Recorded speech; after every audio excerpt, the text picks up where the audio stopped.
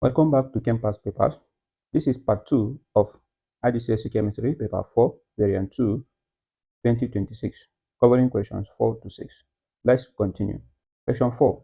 When hydrogen reacts with carbon dioxide in a sealed vessel at 130 degrees Celsius using a suitable catalyst, methanol is produced. The equation is shown. This is the equation for the reaction. Look at it. The enthalpy change given to us, and the enthalpy change is negative. It's good you take note of that. The activation energy EA of the full reaction is plus 220 kJ per mole. Questions. A. State how the information shows that this reaction is irreversible and exothermic. So this reaction is reversible because it has this type of arrow. This type of arrow is shown. And it's exothermic because enthalpy change is negative. When the enthalpy change is negative, the reaction is exothermic. When it is positive, it is endothermic. Next question. Complete table 4.1 to show the effect, if any, for each change of condition. Use only the word increases, decreases, or no change. Change of condition, we have temperature is decreased. Effect on the concentration of methanol at equilibrium. Now we have already been told that the forward reaction is exothermic, and when temperature is decreased, the equilibrium will shift to the exothermic side. That is, this is right, this is left. So the forward reaction is exothermic. If we decrease the temperature, the reaction will oppose the change by shifting the equilibrium to the right, that is to the exothermic side. And since methanol is on the endothermic side, that means that a decrease in temperature will increase the concentration of methanol at equilibrium. Therefore, our answer is going to be increases. Effect on the rate of forward reaction. When temperature is increased, the particles loses energy. Therefore, the rate of reaction decreases. Next, pressure in the reaction vessel is decreased. When pressure is increased, the equilibrium will shift to oppose that decrease in pressure, and the equilibrium will shift to the side with more gas molecules. So we need to know which side has more gas molecule. On the left side, we have 3 molecules of hydrogen gas and 1 molecule of carbon dioxide. How do I know that? The number of molecules is the coefficient. Look at it here, we have 3, and this is 1, making 4 molecules of gas. And on this side, we have 1 molecule of methanol gas and 1 molecule of steam, making it 2. So therefore, a decrease in pressure will make the equilibrium to shift to the left. And when the equilibrium shifts to the left, that means the concentration of methanol is going to decrease. Therefore, our answer is going to be decreases. Next, the catalyst is removed. No change. Yes, there is no change. Catalyst does not affect the position of the equilibrium, but it affects the rate of reaction. So when catalyst is removed, the rate of reaction is going to decrease. Therefore, our answer is going to be decreases. Next question. Figure 4.1 shows an incomplete reaction pathway diagram for the forward reaction. This is it. Complete the reaction pathway diagram in figure 4.1.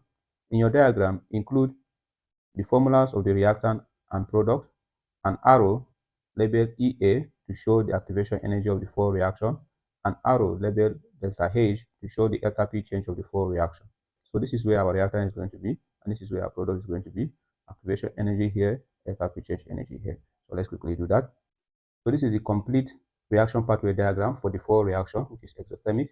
These are the reactant, these are the product, this is the activation energy, and this is enthalpy change. Next question, use figure 4.1 and the information given to determine the enthalpy change in kilojoule per mole of the reverse reaction. Include a sign with your answer.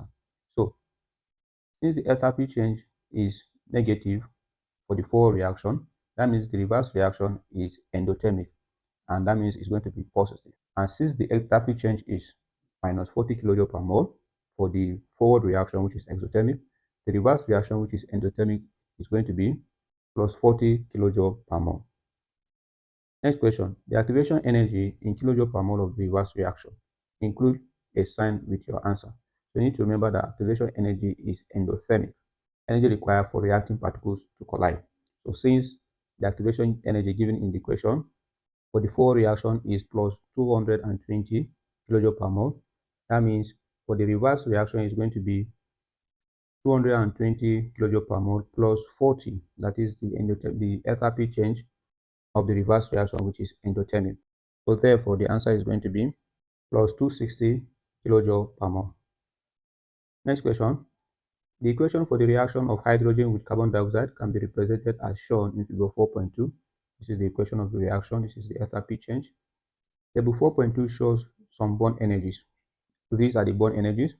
Use the bond energies in table 4.2 and the value of enthalpy change for the four reaction to calculate the carbon-hydrogen bond energy in kilojoule per mole. That means carbon-hydrogen bond is not given to us here. We have to use these steps to get that. So step 1, to calculate the energy needed to break the bonds in the reactant. So we go to the reactant. The reactant, we have hydrogen-hydrogen bond, and we have 3 of it, and the bond energy is 440. So therefore, this is going to be 3 multiplied by 440 plus next product is carbon dioxide. We have carbon oxygen double bond 1 and then carbon oxygen double bond 2, and then the value for the bond energy is 805. Therefore, this is going to be, so 3 multiplied by 440 is going to give us 1320 plus 2 multiplied by 805 is going to give us 1610. So when we sum them together, this is going to give us 2930 kilojoule. Next step, calculate the energy released when the bonds in water is formed. So we move to water. In water, we have oxygen hydrogen bond 1, and then another oxygen hydrogen bond 2, and oxygen hydrogen bond is 460. So therefore, the bond energy is going to be 2 multiplied by 460, which is going to give us 920 kilojoule. Next step, calculate the bond energy of the carbon hydrogen bond. So in order to do that, we need to calculate the bond energy in methanol, where we have the carbon hydrogen bond. So how many carbon hydrogen bonds do we have here? We have 1, 2, and then 3. So let's represent it with X. It's going to be 3X plus we have carbon oxygen bond, which is 360, and then we have oxygen hydrogen bond, which is 460. So now putting them together, don't forget enthalpy change is equals to the bond energies of the reactant minus the total bond energy of the product. So let's do that. So we've already calculated the total bond energy of the reactant to be 2930. So this is 2930 minus the bond energy of the product. So we have 3x plus 360 plus 460 is 820. So this is going to be, and then plus the bond energy of water, which is 920. Everything will be equal to minus 40.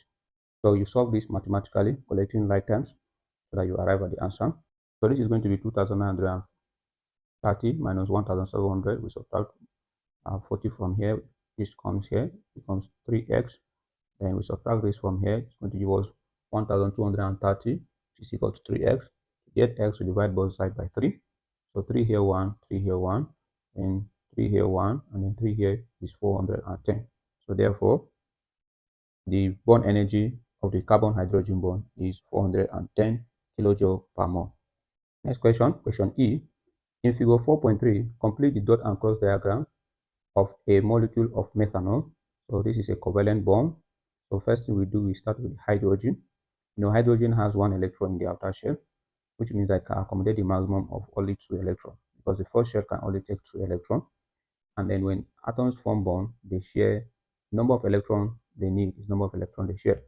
So for hydrogen, that means each hydrogen here is going to bring 1 electron that it has in the outer shell, and the carbon we donate 1 electron to make it stable. So we do that for the whole hydrogen. Okay, so carbon, this is carbon. Atomic number of carbon is 6. So the electronic configuration is going to be 2, 4. So we have the 2 in the first shell. The second shell we have 1, 2, 3 that has already formed bond with hydrogens. So remaining 1. So that 1 will form a bond with oxygen. And since it's bringing 1 electron, oxygen is also bringing only 1 electron. So here, all hydrogens are stable, and then carbon is also stable. If you look at it, it's having 8 electrons in the outer shell now. 1, 2, 3, 4, 5, 6, 7, 8. So it is complete. So we need to complete oxygen. So oxygen is number 8 on the periodic table. That means the number of electrons is 8, and which means the electronic structure is 2, 6. So it has formed a bond with 1 and 2. This is the first shell, 2. So we're talking about the second shell, which has 6 electrons. It form a bond with carbon, and 1 electron, and the oxygen 1 electron. So remaining 4 more electrons. So those 4 electrons, we're going to put them on the outer shell. So with that, oxygen is also stable, having 8 electrons in the outer shell. You count it: 1, 2, 3, 4, 5, 6, 7, 8. So make sure you complete the oxygen. Many times students do make mistake and leave the oxygen without completing to the 8. Every atom in this structure must have a stable electronic configuration before you can get your full mark. So this is the complete total and cross diagram of a molecule of methanol. Next question. Ethanol is a common fuel. Methanol can also be used as fuel. Complete and balance the symbol equation for the incomplete combustion of methanol, which is CH3OH. So for combustion to take place, oxygen is involved. So therefore here, what we are going to have is oxygen. So next is to balance the equation. So we start with carbon. We have one carbon here. We have one carbon here. But here we have 3 plus 1, which is 4 hydrogen. Here we have only 2 hydrogen. So we add 2 here. Make it balance. So with that, hydrogen is 4 here. Hydrogen is 4 here. Then we have oxygen, 1, 2, 3. But here we have oxygen, 2 plus 1, 3. So therefore, the equation is balanced. Next question, question 5. A, B, C, and D are the first 4 members of a family of organic compounds with similar chemical properties. Table 5.1 gives either the molecular formula or the name of A, B, C, and D. This is table 5.1. We have symbol names. Question A. State the term given to a family of organic compounds with similar chemical properties. The answer is homologous series. Next question. Explain why members of a family of organic compounds show similar chemical properties. The answer is because they have the same functional group. So the functional group is like the DNA of the homologous series. That's what makes them have similar chemical properties. Next question. State the general formula of the family of organic compounds in table 5.1. If you look at table 5.1, they are all acid, which is carboxylic acid. So therefore, the general formula is going to be, so this is the general formula for carboxylic acid family. Complete table 5.2. This is table 5.2. We have to name A. So what is the name of A? Let's go back. So A is going to be methanoic acid. How do I know that? This is carboxylic acid, and then A has only one carbon. So therefore, the answer is methanoic acid. Next, structural formula of B. B is ethanoic acid. So therefore, it will have 2 carbon. So the structural formula is going to be, so this is the structural formula, ethanoic acid. Molecular formula of C. Molecular formula of C. So C is propanoic acid. So it's going to have 3 carbon atoms. In order to get the right molecular formula of C, we need to do the displayed formula. So the displayed formula is going to be, this is the display formula. So from there, we write the molecular formula of C. How many carbon do we have? 1, 2, 3 carbon. We see 3. How many hydrogen? 1, 2, 3, 4, 5, 6. And how many oxygen do we have? 1, 2. So this is the molecular formula of C. Next is empirical formula of D. D is butanoic acid. Same thing. Also to get the empirical formula, we draw the display formula, molecular formula, and then empirical formula.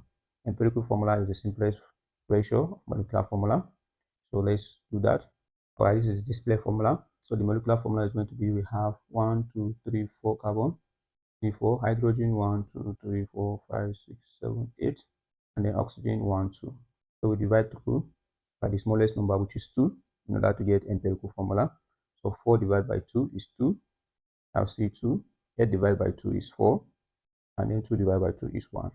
So therefore, this is the empirical formula of D. Next question. C is made by the oxidation of an alcohol. The oxidizing agent used has the formula KMnO4. Name the alcohol which is oxidized to form C. So let's check C. This is C, propanoic acid. So the alcohol that is oxidized to form C is going to be propanol. Give the chemical name of KMnO4. The chemical name is potassium manganate 7. Next question. State the 2 conditions needed for the oxidation of the ethanol in question 5E1 with potassium manganate 7. The 2 conditions are heating and acid medium. These are the 2 conditions needed for oxidation of alcohol to take place with potassium manganate 7. Next question. D reacts with ethanol to form an ester. State the type of catalyst needed for this reaction. The catalyst is concentrated sulfuric acid. Next question, complete the word equation for this reaction. We have butanoic acid plus ethanol. This is esterification. So we are going to have an ester and water. So the ester that is going to be formed is ethyl butanoate. How do I know that? When you're naming ester, the alcohol comes first, and if you change to alkyl, and then the butanoic acid or the carboxylic acid becomes second, and the oic acid, that is IC acid, will change to ATE. Therefore, the ester that is going to be formed here is ethyl butanoate, and since this is a condensation reaction, water will also be the second product. Draw the display formula of the ester formed. Now, when you're drawing the display formula of an ester, you start with the acid, that is the butanoate, before the ethyl. Okay, so we have butanoate, that means we are having 4 carbon atoms. So this is the correct display formula. This is ethyl, 2 carbon, and this is the butanoate from the butanoic acid with 4 carbon atoms. Next question, question 6. Polyamides are condensation polymers. Proteins are natural polyamide formed from amino acid monomers. Figure 6.1 shows part of the structure of a protein. Look at it. Question, deduce the number of different types of amino acid monomers needed to make the part of the protein shown in figure 6.1. Now in figure 6.1, the protein chain, as you can see, shows 2 different side chains represented by 2 different boxes. That is, one plain box and one shaded box.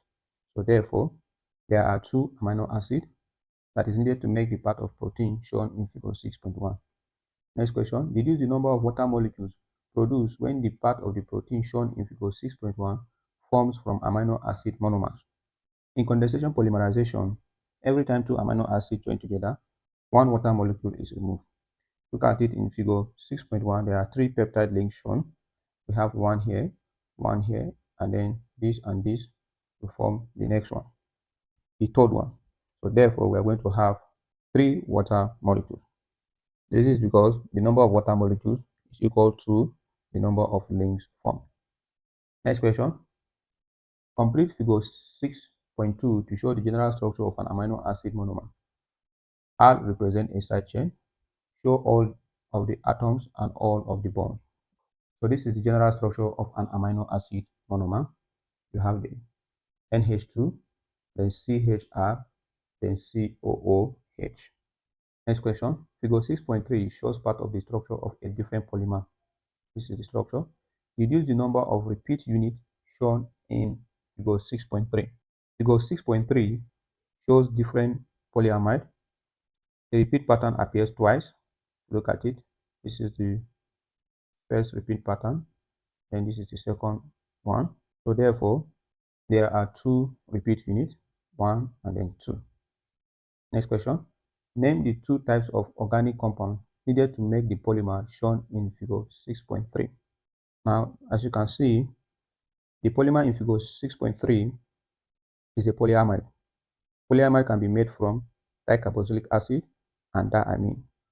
Why? Because a dicarboxylic acid has 2 carboxylic acid functional group, that is COOH. A diamine has 2 NH2 groups. They react together and form amide links with water being removed. So therefore, the answer is going to be dicarboxylic acid and diamine.